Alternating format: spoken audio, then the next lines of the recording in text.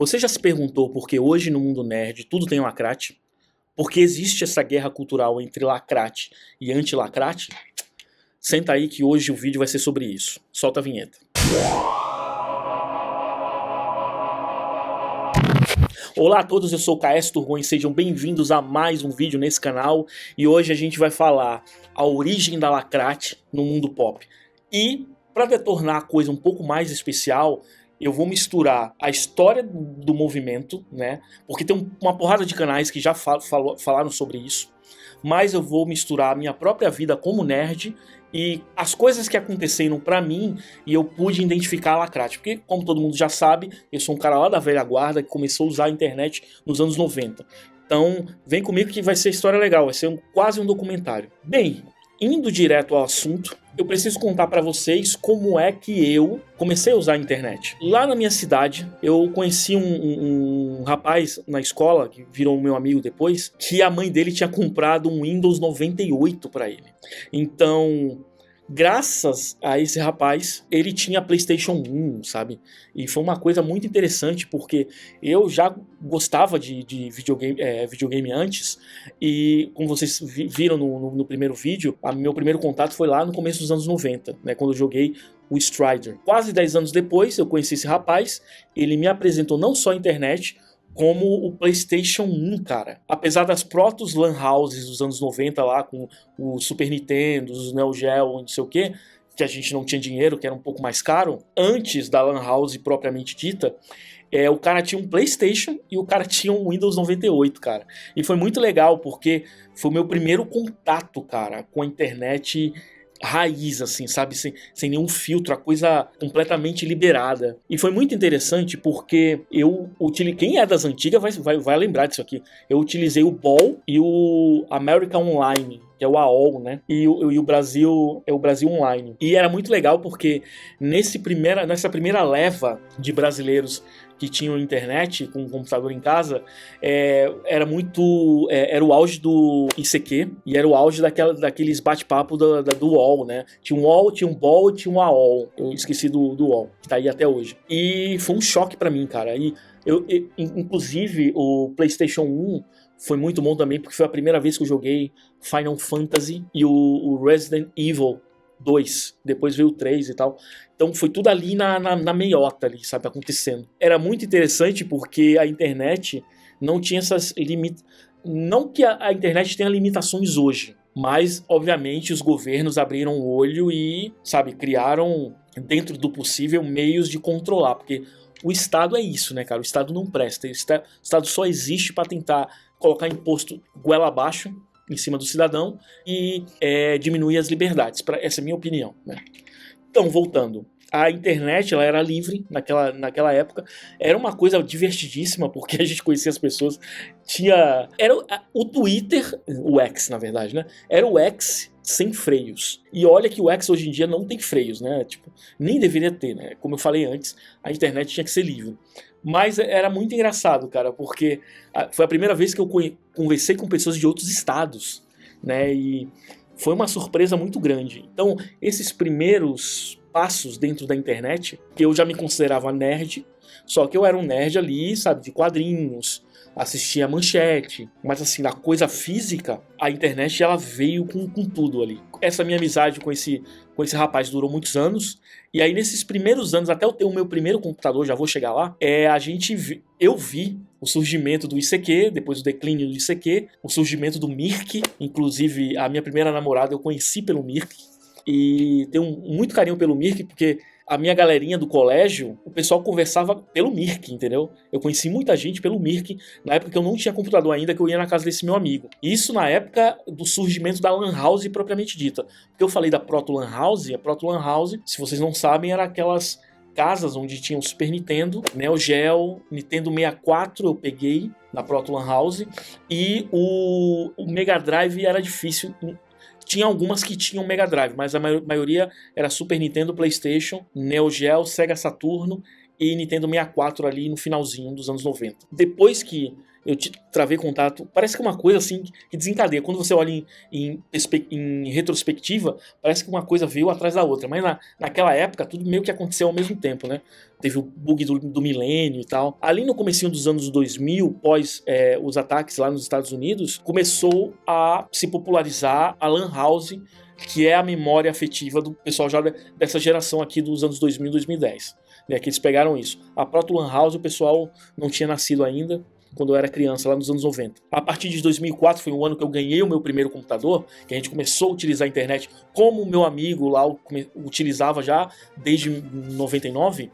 Eu tive contato com páginas, sites e blogs. Essa cultura da internet estava florescendo ali. Cara, só tinha mato, cara. Ali era a nata mesmo da internet brasileira, e é um tempo que eu sinto muita falta, assim, porque era gente muito capaz, muito inteligente. E aí, cara, nesse período do que eu adquiri o computador, tinha até o Fotolog, que era muito difícil fazer, por isso que era tão famoso no Brasil, que você tinha que entrar meia-noite e fazer o cadastro rapidão para ver se você conseguia fazer.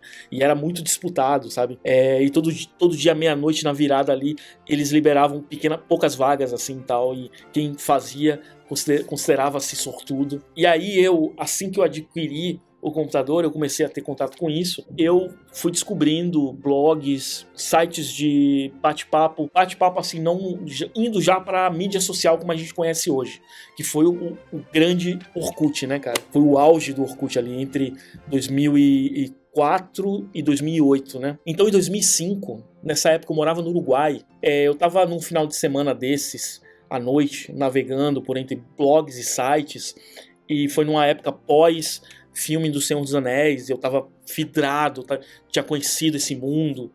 Nessa época existia um site chamado valinor.com.br, que eu fui ver depois aqui, umas semanas atrás, e esse site ainda existe, cara, 20 anos desse site, e tinha lá os textos, tinha lá os ilustradores clássicos do Tolkien, e, cara, que época legal, cara, que época legal. Nesse ano de 2005, navegando por esses sites e tal, nerds, eu me deparei com 2 sites. O primeiro site é um site que eu procurei recentemente, não achei, não sei se eles mudaram de endereço ou se eles já não existem mais, que é a Arca, é um site meio nerd, assim, era até uma guria que escrevia, e um outro site chamado Omelete, site que tava lá na internet fazia uns bons anos já. E ali, cara, quando eu descobri o site Omelete, que era texto, quase não tinha vídeo, era mais foto, eu comecei a ler os caras, eu falei, caraca, isso aqui é diferente, cara. E aqui começa a minha história com o Omelete, entendeu? Então, quando eu descobri o Omelete, sabe, naquela época, foi um choque, porque, cara, os caras realmente, eles eram, principalmente o Borgo, cara, era um grupo raiz, assim, sabe? Era um site muito bacana. Eu comecei a tomar referências e ideias, e a me inspirar muito nas conclusões do Omelete, para as minhas opiniões e tal, e aquilo foi me formando como nerd, o nerd que eu sou hoje. Por isso que eu tenho um grande carinho pelo Omelete até hoje, apesar das coisas que aconteceram, eu tenho essa ligação sentimental. E eu criei esse canal e o NCO para lembrar desse tempo, sabe? Quando a gente não precisava se preocupar com guerra cultural e a gente não precisava se preocupar com políticas corriqueiras, sabe? Sabe quem que era o candidato? Não, cara, era um amor pela nerdice e era uma coisa inacreditável, cara. Foi muito legal ter conhecido esses caras e, pô, tinha gente que seguia o Omelete que tava desde o começo, desde lá dos anos 2000, quando eles criaram o site. Então eu apareci 5 anos depois, mas, assim, cara, eu peguei o melhor do que aqueles caras poderiam produzir, sabe? Vi o surgimento do Omelete TV, vi funcionários que chegaram e saíram, funcionários polêmicos. Então eu tenho um grande carinho pelo Omelete até hoje. Não assisto mais, não tenho qualquer gana de consumir o que eles produzem hoje em dia. Eu tenho um asco pelas coisas que eles defendem, mas o que eles foram até 2014, ó, foi joia, foi água no deserto. Então, esses mais ou menos 4 anos foram muito bons, porque para mim, eu considero entre 2004 e 2008 o auge da internet brasileira. Tudo que havia de melhor, todas as discussões mais incríveis que você poderia ter contato na internet numa época que não era democratizado, por isso que até nisso eu sou contra a democracia, né, de que quando eles abriram ali a partir de 2009, que eu já vou falar, 2009 e 2010, aí que virou essa bagunça que tá hoje em dia, mas a gente vai chegar lá. Então nessa época, entre 2004 e 2008, cara, o Orkut tava no auge, o MSN tava no auge, o MySpace tinha aparecido, a MTV tava no auge, cara, o Cartoon Network, o Friends tinha acabado de acabar, porque eles acabaram em 2005, a cultura das séries estava surgindo, o Big Bang Theory surgiu em 2007, o The Office surgiu, se não estou enganado, em 2005, e aí eles acabaram em 2011, 2012, e puta cara, que saudade, cara, principalmente no que tange o Brasil, principalmente o Orkut. O Orkut foi uma coisa muito legal, cara, porque tinha as comunidades lá e tinha discussões de alto nível intelectual, extremamente profundas. Por exemplo, um cara que eu conheço desde essa época é o Flávio Morgenstern, o escritor e jornalista. Ele tem um canal no YouTube chamado Senso em Comum, eu vou deixar aqui embaixo para vocês darem uma olhada, é bem interessante.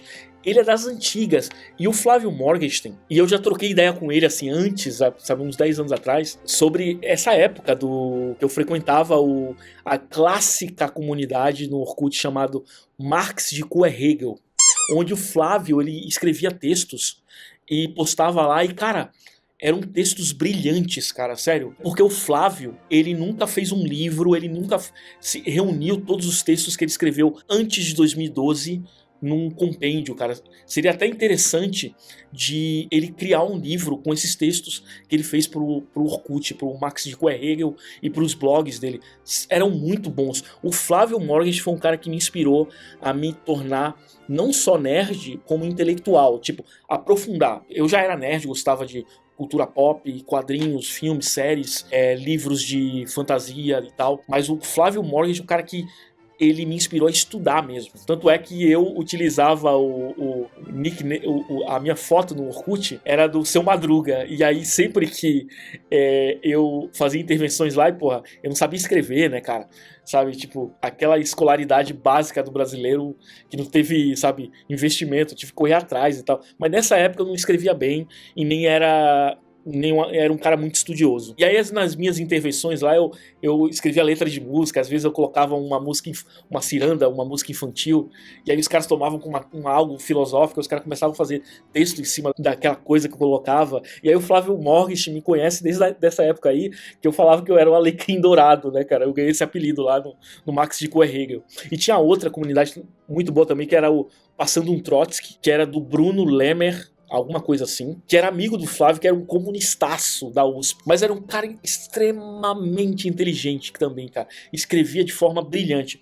Esses caras do Orkut, eu tomei como padrão, falei, cara, o dia que eu tiver 10, 15% da capacidade intelectual e descritiva e estilística dos caras, eu vou estar feliz. E, modéstia à parte, eu alcancei pelo menos esse objetivo, assim. Não digo que eu escrevo muito bem, sou um espetáculo, mas assim, com todo o esforço que eu coloquei para aprender, eu hoje me considero um escritor bacana, assim, sabe? Mas o nível do Flávio Morgenstern, eu só tenho elogios, cara.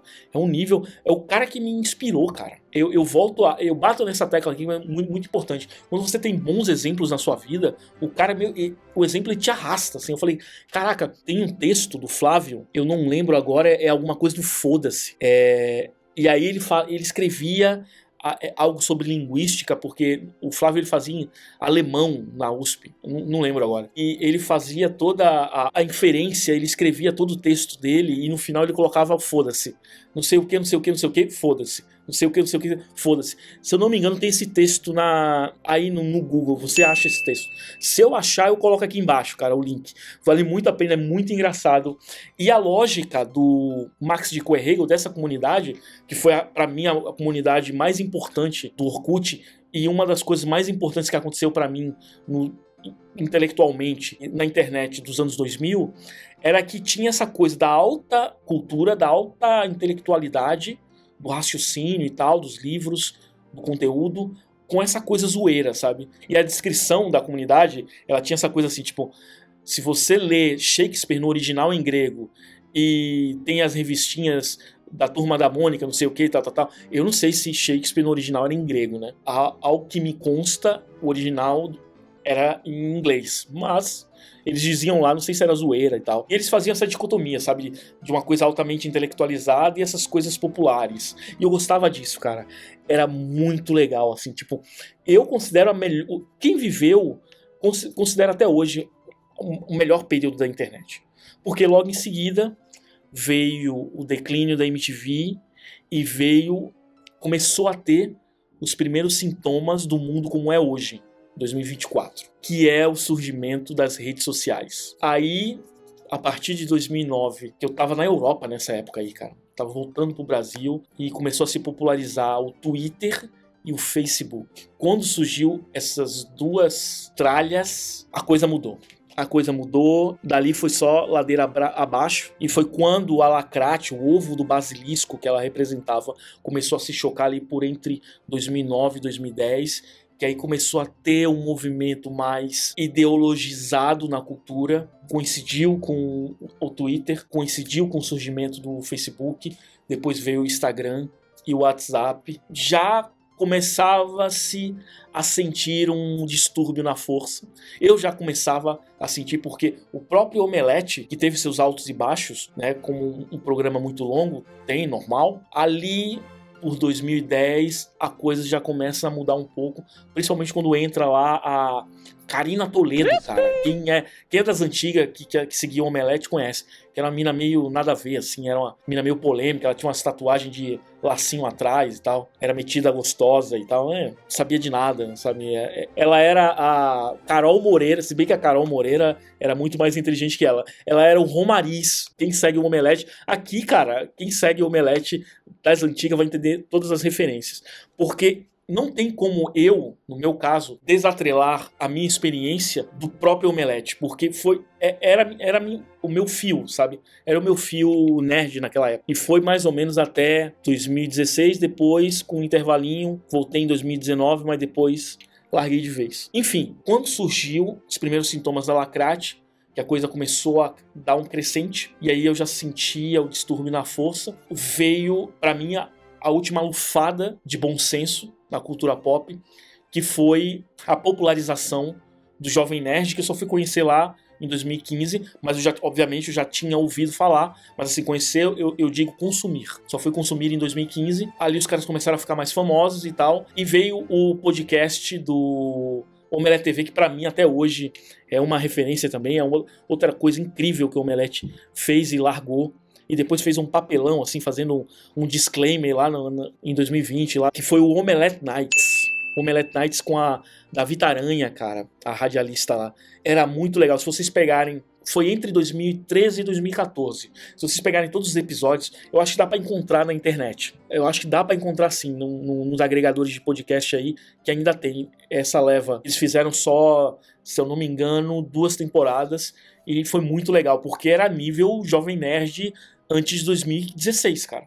Era um negócio assim, sem filtro, era um negócio cheio de palavrão, era um negócio cheio de putaria, era uma coisa muito engraçada, você ria horrores, cara, porque ali já tava o Romariz já, né, já tava o declínio da...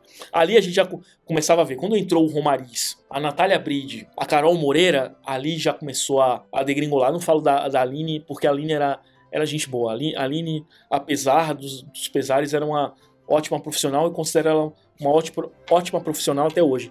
A Miriam Lopes também, a Mikan, com 3 anos no final. Quando veio a rede social, quando passou 2010, aí eu senti que uma energia tava virando e veio toda essa coisa toda, e a gente chegou em 2014. E em 2014, pra mim, eu considero o último ano sem Lacrate. Tipo 2019, que foi o último ano antes daquilo que aconteceu, que eu não vou falar aqui pra evitar brincar com o YouTube e vai que ele me sacaneia. Então, 2014, que foi o último ano sem Lacrate, foi o último ano ali, foi bem na época do lançamento do Guardiões da Galáxia. Eu lembro até hoje o Omelete TV do Forlani falando, cara, da estreia do Guardiões da Galáxia. Eu morava aí no Brasil ainda.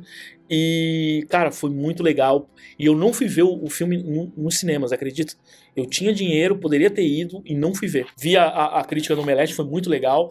Nessa época, o Hessel, desde muito tempo, ele sempre foi muito criticado, porque ele escrevia as críticas dele com um tom meio filosófico e ninguém entendia porcaria nenhuma, porque ele falava ele escrevia bonito pra dizer nada, sabe? Sofista absoluto. E eu lembro da crítica, foi muito positiva e foi uma das coisas assim que me marcou, porque foi o último ano, cara. Quando 2015 começou e o Donald Trump se candidatou pra eleição dos Estados Unidos, a coisa começou a mudar. E aí surgiu o movimento Me Too e aquela coisa começou a fermentar e os ovos de basilisco que já tinham sido depositados na cultura pop em 2010 e na cultura universitária americana lá no começo dos anos 90, com a Judith Butler e essa turma identitária, começou a se chocar. E aí, cara, a coisa começou a virar bola de neve e começou a afetar a cultura pop. E por que é importante isso?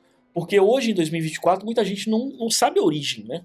Não sabe de onde que veio. Como assim apareceu do nada? Não, ó, tava germinando há muito tempo. Só que eu, como sou das antigas, eu vi isso acontecendo às claras, assim, sabe? Na minha frente. Porque antes o mundo era de um jeito, os objetivos e as coisas mais importantes eram de uma forma, e depois de 2015, 2016, mudou. As prioridades eram outras. Agora o mais importante era ter banheiro trans, o mais importante agora era saber se o gay era respeitado ou não.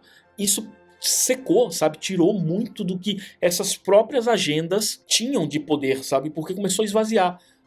Eles tentaram empurrar a goela abaixo a ideologia identitária e pegaram pautas que representavam pessoas e politizaram, entendeu? Então, tipo, uma coisa que era do âmbito privado, que era o homossexualismo, virou uma corrente política. Então, isso afetou a cultura pop porque surgiu lá em Hollywood. E vocês aí no Brasil, vocês são colônia de americano, pô. Vocês são colônia de europeu, não adianta.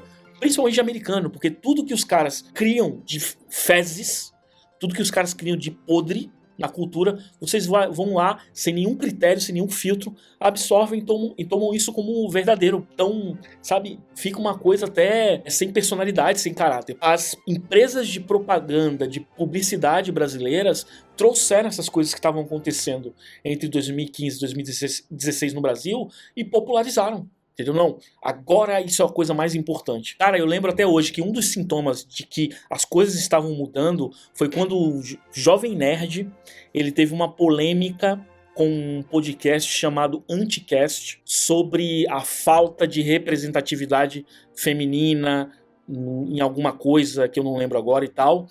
E foi no Facebook isso, várias pessoas comentaram e todo mundo falando e tal, mas o Jovem Nerd nunca foi politicamente correto e blá blá blá blá. Eu, inclusive, eu escrevi, pô, Jovem Nerd, não fica dando bola pra esses caras não, cara. Foi isso que fez vocês terem sucesso, entendeu? Foda-se o politicamente correto. Você tá doido, cara, vai ficar dando moral pra um fuleiro desse aí que não tem nada. Os caras tão vampirizando o sucesso de vocês e tal. Escrevi um monte de coisa. E depois, cara, que eu postei, que o pessoal começou a dar like. Eu lembro até hoje, cara, isso aí foi 2015 pra 2016. O meu comentário, ele passou de 150 likes e tal. E o Alexandre Ottoni, ele viu o meu comentário. E ele deletou, cara. Ele deletou o meu comentário. Exatamente isso, cara. Aí eu vi, opa, quando eu me dei conta que ele deletou o meu comentário, eu falei, cara, alguma coisa tá mudando aqui, tem alguma coisa acontecendo. Foi ali que eu me dei conta de que as coisas iam mudar e não iam voltar a ser o que eram. Quando ele deletou meu comentário, ele começou, porque o Jovem Nerd, ele é conhecido pelos panos quentes, né? Quando ele começou a contemporizar as coisas, eu falei, ixi, cara, não vai dar certo. Não vai dar certo, como não deu, né? 1 ano ou 2 anos depois, o próprio Dave Passos, o Azaghal, ele baixou um programa para deletar tweets antigos dele, onde tinham qualquer tipo de frase ou escrita controversa, polêmica.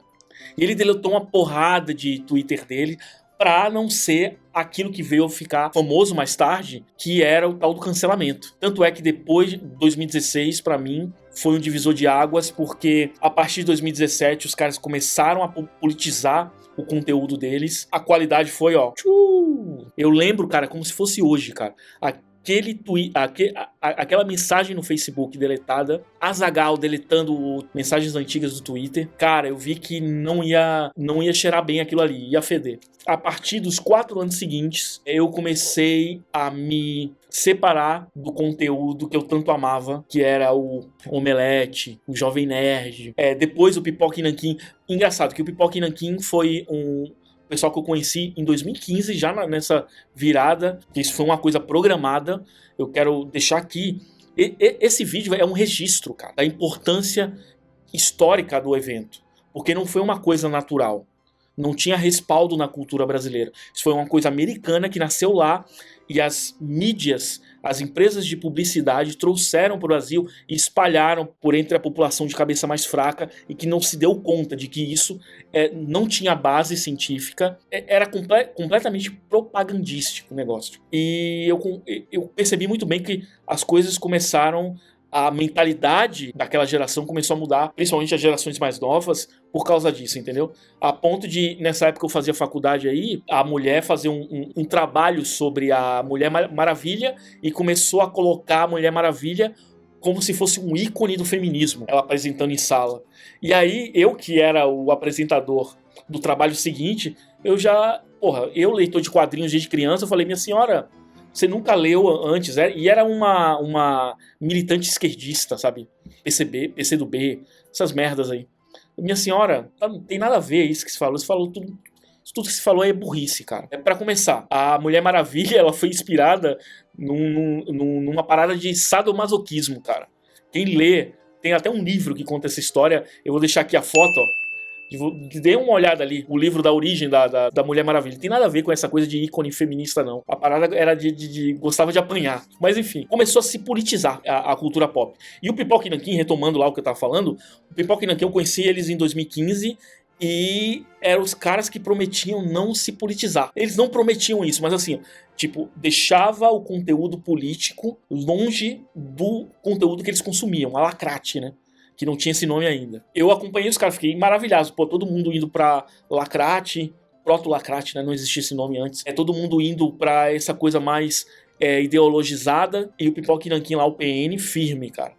E aí chegou as eleições aí no Brasil, com o Bonoro, e em 2019, que foi o ano que eu larguei todos eles, o Pipoca e Nanquim, ele começou a misturar política com as análises que eles faziam dos quadrinhos, a ponto de, no ano seguinte, no ano da peste, né, os caras fazerem uma tradução do japonês enviesada de uma obra chamada Adolf do Osamu Tezuka, e colocarem falas do ex-presidente na tradução, cara.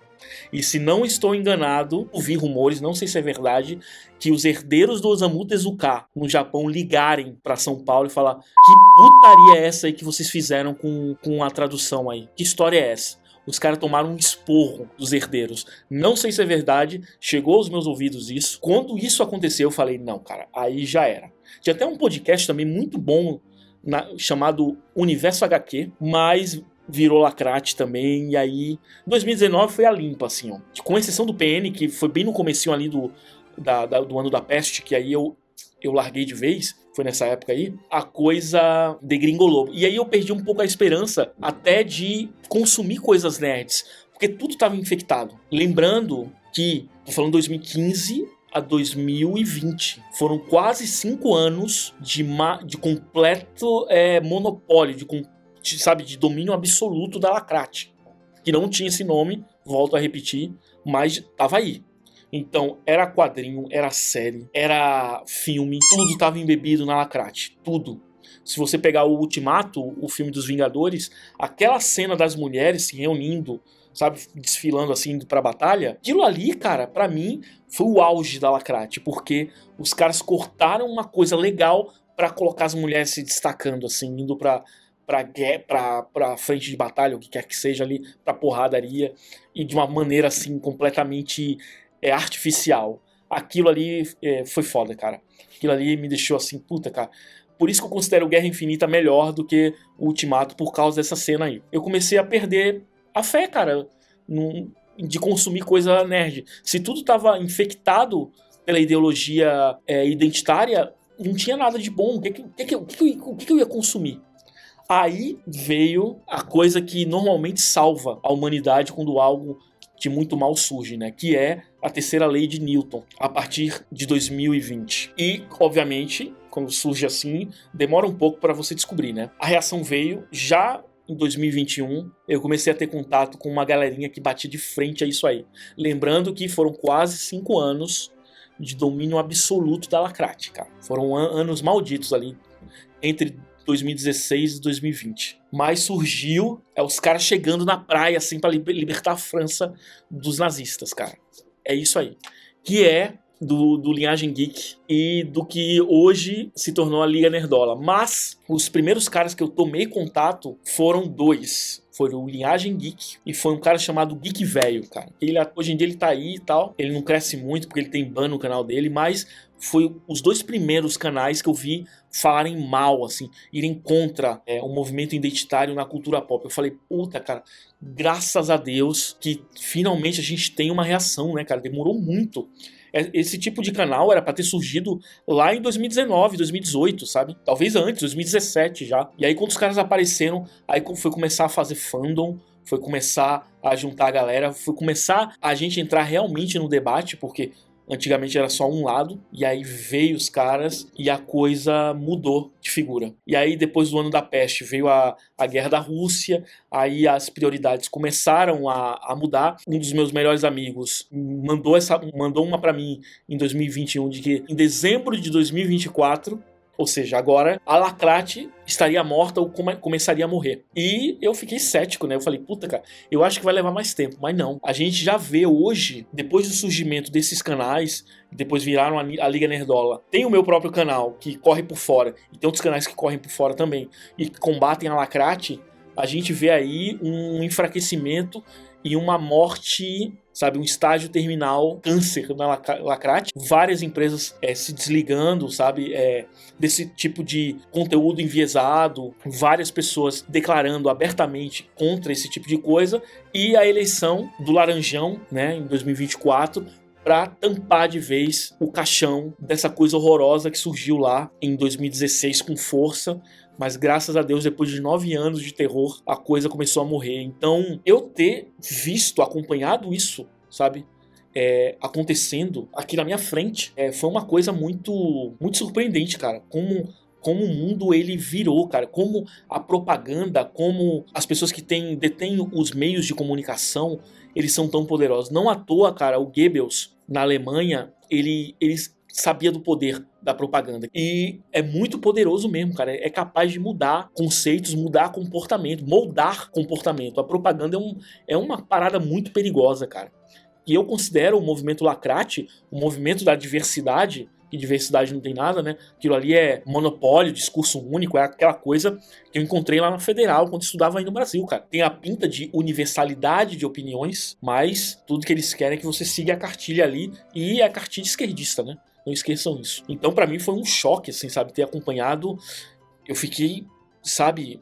Caraca, cara, o que tá acontecendo? Lembrando que eu era pra ter criado esse canal em 2015, cara. Eu levei quase 10 anos aí pra tomar coragem, mas finalmente tá aqui acontecendo. Então é isso, cara. Essa foi um pouco da história do declínio, da queda e do renascimento da cultura pop genuína. Porque esses canais que surgiram, ainda que alguns deles fica até uma coisa meio chata de caçador de lacração, sabe, de ficar só falando disso o tempo inteiro, eles hoje representam aquilo que o Omelete, que o Pipoca e Nanquim, que o Jovem Nerd eram antes, depois de se venderem pro diabo, entendeu? Então, é muito legal ver quando a gente tá consumindo a coisa que realmente importa, cara. Que é a nerdice, a cultura pop, as coisas que a gente ama, cara. Então, o meu canal também é um resultado disso, entendeu? De que, pô, cara, vamos voltar ao que era até 2014? Vamos esquecer um pouco? Eu sei, o mundo tá popularizado, provavelmente ainda a gente vai ter uns 2, 3 anos, talvez 5, de muita polarização ainda, mas eu acredito que como uma força, como um zeitgeist, ele vai mudar, como mudou, né, cara? Graças à propaganda, foi uma coisa artificial, não foi uma coisa natural. É isso, eu tô muito feliz que hoje, nós, nerds das antigas, nerds que gostamos mesmo da coisa sem nenhum tipo de conteúdo, nem de direita, nem de esquerda, nem nada, apenas uma boa história, finalmente hoje temos o nosso nicho, temos o nosso cantinho lá separado. Ainda que o mundo pegue fogo, a gente ainda tem aquela coisa que tinha desaparecido em 2014 e voltou melhor ainda, cara. Voltou com mais explosão, com mais frescor, vicejando aí o que há de mais belo na cultura. E eu tendo a acreditar que a partir de agora, a partir de 2025, as coisas vão ficar ainda melhores, assim, sabe? Tipo, a gente vai ter um renascimento mesmo, sabe? Uma coisa de trazer um auge que foi esquecido aí por esse povo fanático por ideologia, por sexo e por culturas mais baixas. É isso, se vocês gostarem, deixem um like, sigam o canal, ativem o sininho lá para receber notificação quando tiver vídeo novo, deixem mensagens, escrevam, vai ser um prazer ler o que vocês têm a dizer, traga sugestão de pauta, eu repito sempre porque às vezes a gente tá sem ideia e tal, basta ver uma frase ali, opa, isso aqui é uma ideia boa para fazer um vídeo e tal. E esse vídeo de hoje foi justamente isso. Eu queria fazer um retrato para vocês terem uma noção de que as coisas que aconteceram nesses últimos 10 anos não foi uma coisa natural, foi uma coisa fabricada. Foi criada dentro das universidades americanas, trazidas para cá para um povo que diz que odeia americano, né? Trouxeram esse lixo para cá, se disseminaram, tomaram como normal e acharam que tinham a razão. E aí surgiu essa galera que disse, não rapaz, que é isso? Você está dizendo que é verdade? Não, vamos lá, vamos debater, vamos analisar. Não é bem assim como você disse não, sabe? O pessoal mais cri-cri, um pessoal mais que não aceita qualquer verdade que é dita por estranhos. E é isso, cara. Esse foi o vídeo de hoje. Um grande abraço pra vocês. Eu tô muito feliz que tá crescendo o canal, sabe? Aos pouquinhos aí, mas o pessoal tá gostando. Tô vendo que tá um pessoal bacana aí aparecendo. E é isso, cara. Fiquem comigo. A gente se vê na próxima. E lembrem-se, Aquila não capte moscas.